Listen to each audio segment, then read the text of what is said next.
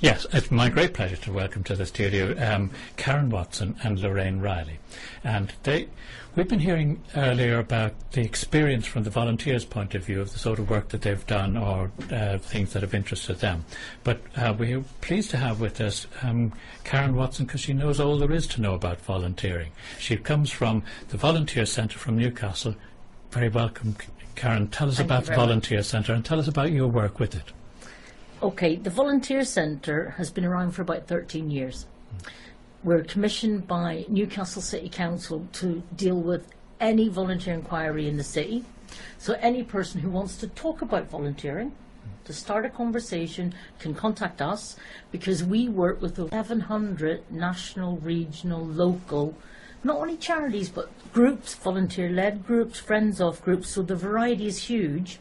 And our role there is to make sure that those groups have good volunteer management skills in place.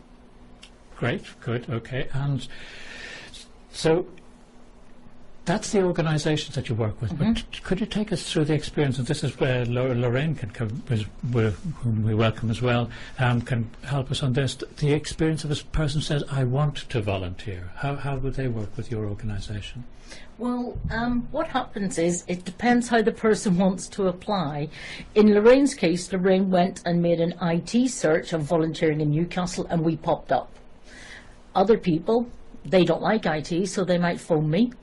They might arrange to come in for an appointment. As Lorraine knows, we have lots of appointments of people who don't want an IT profile, that just want to talk to a human and find out what they can get involved in. And that's your experience, really, isn't it? Yes, I think I was quite sort of focused on what I wanted to do and why, so I'd gone on the website and I'd kind of matched a couple of the vacancies with what I thought I wanted to do.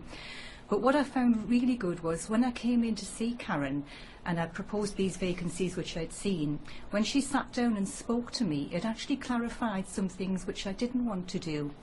And that interview alone with Karen was probably the best thing any volunteer can ever do, because she will hone in on what it is you want to do and why. And things you have to consider are transport costs, time commitment. You don't always have to give a day a week or 3 days a week. You can give a few hours every week. And the choices are quite limitless. I would say there are an awful lot of volunteering vacancies that Karen, will, with her in-depth knowledge, will match with what you think you want to do, so that you get what you want to do when you want to do it. And sometimes people come for reasons that they want to feel more connected to their community, but actually volunteering isn't the answer, and that's where our knowledge of the community comes into play. And so I might say, well, actually the bowling club doesn't have a volunteer role, but you can become a member, and by becoming a member you can help out at the bowling club. So it's very much on the person. And I can't guarantee that everyone will volunteer, I'm not that stupid, but I guarantee that everyone will be listened to and that we'll try, where possible, to match somebody up. How many people are you currently going through your... Each year we have at least 2,000 new inquiries. That's new. Sometimes we have people that get our newsletters, because we do a monthly newsletter, and that's like a little snapshot to stop people having to scroll through 700. We have that. Some people get that and they volunteer just at weekends. So actually tell me more about the newsletter and how would we get it? Well, if you wanted the newsletter, you can just sign up by emailing me saying send me the newsletter. I don't do a paper copy, that's the unfortunate thing, but we have it online, and if you've got someone who's interested in, they can read things out over the radio if you think there's special appeal for your listeners. So that's what we do. We do the newsletter. Am I right in thinking that if they actually want to get in contact with you, they contact karen.watson@volunteeringmatters.org.uk? Yes, or if they don't want to email, they can ring. Okay, so I'll give that one again, and I'll give it again at the thing. No worries. Because I think the newsletter is a very valuable source of information. So it's karen.watson@volunteeringmatters.org.uk. Yes. And now it's time for some music. I'm with Lorraine Riley and Karen Watson from the Volunteer Centre in Newcastle. One of the questions that I wanted to ask Karen, particularly if we can start with you, is what makes a good volunteer? It depends who you ask is usually the answer, because it depends what the person wants to do, because people are all wanting the same thing. They want you to be non-judgmental, they want you to be on time, they'd like you to represent their brand, and the brand is the charity. Because once you become a volunteer, you put your volunteer hat on, you're a representative of the passion that you're giving your time to.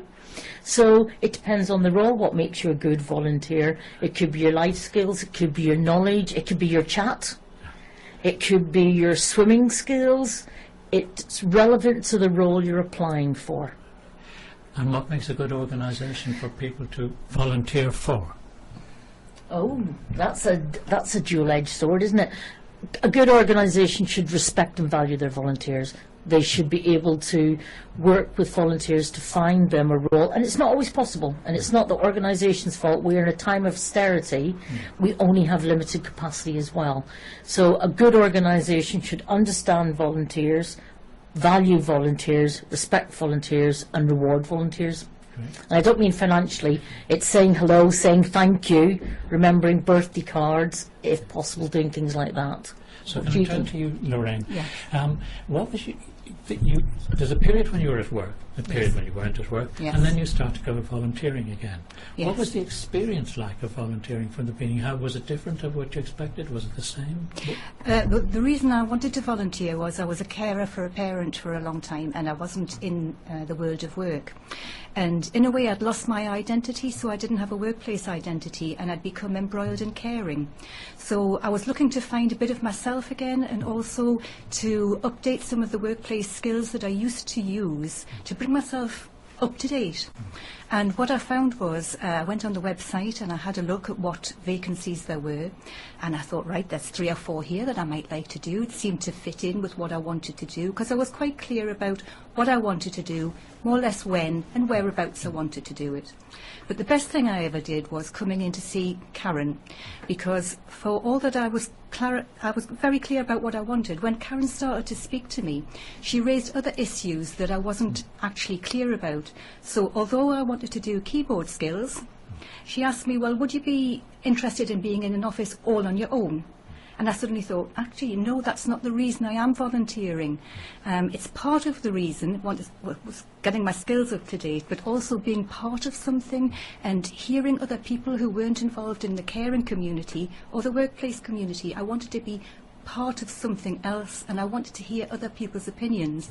So I wasn't a carer or a wife or a daughter or a mother. I was me in the workplace again, and to enjoy myself when I was there as well. Okay. That's a point which Robin Bosanquet, whom we heard from Town Sound earlier, made also, this whole, the importance of the sociable side of it. That is why you, in the end, why you keep going, is because it's meeting those same, you widened your friendly base. I did. There are other benefits as well, because when you're in the volunteering sort of setup, there are courses that come up, there are other opportunities that come up, and because you're of that frame of mind, you're willing to dip into them more and more and more yourself, so you broaden your horizons, you broaden your friendship base, as you said as well. And one thing I would say to people who are thinking of volunteering is, if you volunteer and that opportunity doesn't suit you for whatever reason, one of mine was because the bus routes were too difficult for me actually, come back, speak to Karen and try something else on for size. It's very much, you can try lots of things. Right. Nothing's a failure, everything's a plus. Okay, and now back to the sort of million-dollar question. What age? Tell me about age and volunteering. It's actually more difficult for an under 18 to find volunteering in the city. 95% of my roles are aimed at age 18 plus. There is no age limit to the majority of roles. Some roles at 70, you may have to do an extra bit of risk assessment because of the fall threat, which I think it's, you know, it's very much up to the individual in the organisation, but there isn't a cut-off. So, for example, there's lots of people here who've had very varied work lives. Their experience and their knowledge they could share with a community group, doing business plans, being a trustee, being a school governor, doing lots of things. The Great Exhibition of the North, the majority of the volunteers were over 18 and quite some, no offence to anyone, considerably over 18. So, you know, it's about what you want to do and what you feel you can do, and the organisation has a role for a reason. So 50, 65, It's not a 70 is problem. not a barrier. Well, I'm 53 and I volunteer. Okay. We're not going to mention your age on air, Lorraine, but you're over 50, shall we say? Yes. Well, myself as one of those volunteers who also qualifies for the free television licence, putting it that way, yes, I agree. Get out. Yeah. Listen, this has been absolutely fascinating talking to both of you, and thank you very much for your time. No, thank you for inviting us. Yes, thanks a lot.